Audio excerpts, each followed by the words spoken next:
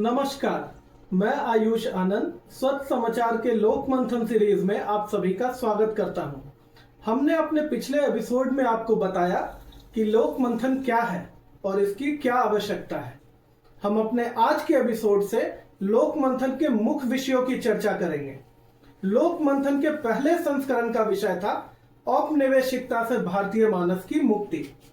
औपनिवेशिक काल ने भारतीय मानस पर ऐसा आघात किया है जिससे हम आज तक पूरी तरह उभर नहीं पाए हैं।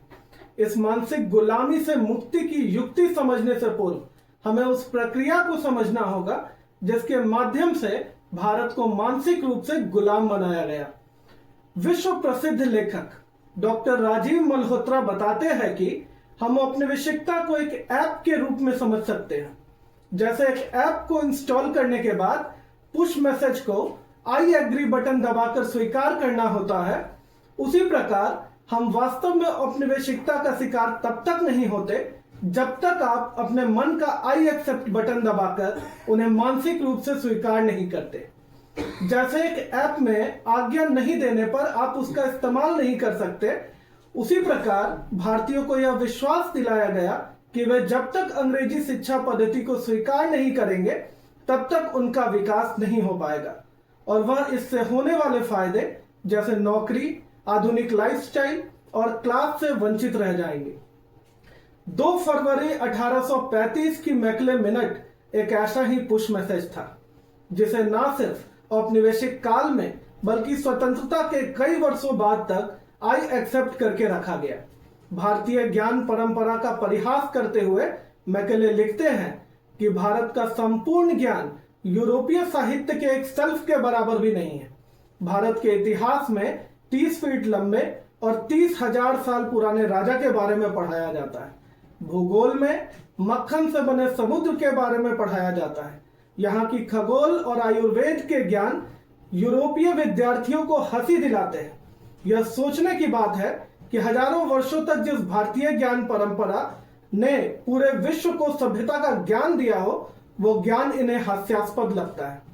यह मैकले की विकृत मानसिकता को दर्शाता है। अंग्रेज ये भली भांति जानते थे कि अगर भारत पर लंबे समय तक आधिपत्य जमाए रखना है तो इसे अपने मूल से अलग करना होगा।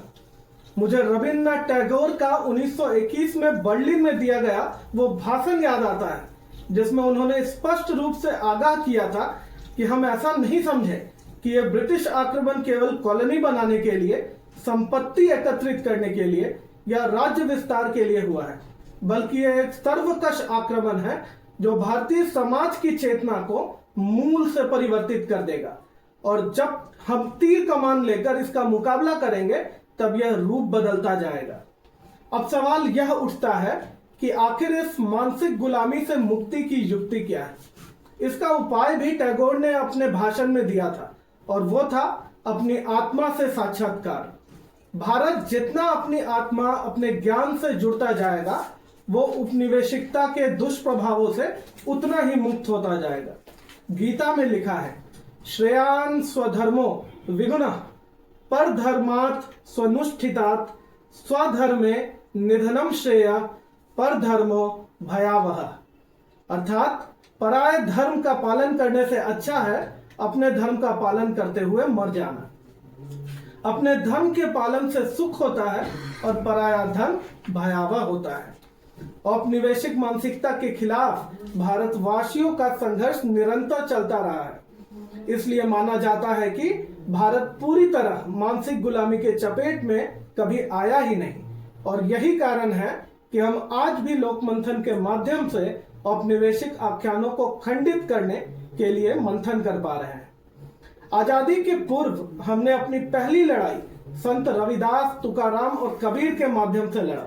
इसके बाद स्वतंत्रता संग्राम के दौरान भी गांधी जी, टैगोर, तिलक, दयानंद सरस्वती, स्वामी विवेकानंद, पंडित दीनदयाल उपाध्याय आदि राष्ट्रवादी लोगों ने भारतीयों को अपनी आत्मा का साक्षात्कार कराने का प्रयास जारी रखा। मगर स्वतंत्रता के बाद एक लंबे समय तक औपनिवेशिक आख्यानों को खंडित करने के लिए कोई कवायद ही नहीं की गई, जिसके कारण 1947 में भारत को राजनीतिक आजादी तो प्राप्त हुई मगर समाज का एक बड़ा हिस्सा आज भी मानसिक गुलामी से में जी रहा है। कारण यह था कि आजादी के बाद भारत में जो भी विचार प्रभावशाली रहे वो पश्चिमी विचारधारा पर आधारित रहे। कम्युनिस्ट, उत्तर उपनिवेशवाद, सबल्टन और उत्तर आधुनिकतावाद, ये सभी विचारधारा पश्चिम की दी हुई है, जिन्हें भारत में प्रभावशाली बनाने में भारत के राजनीतिज्ञ और एकेडमिशियंस ने एक अहम रोल निभाया है।